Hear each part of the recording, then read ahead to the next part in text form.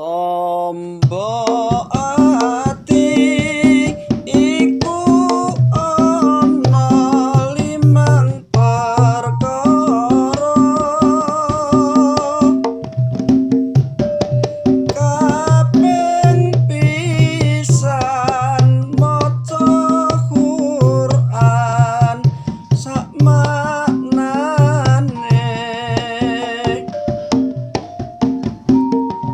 kaping pindho salat wengi lakonana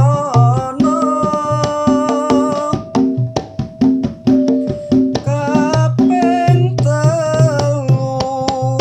wong kang saleh kumpulana kaping papat wetengira ingkang luwih kaping lima liker wengi ingkang suwe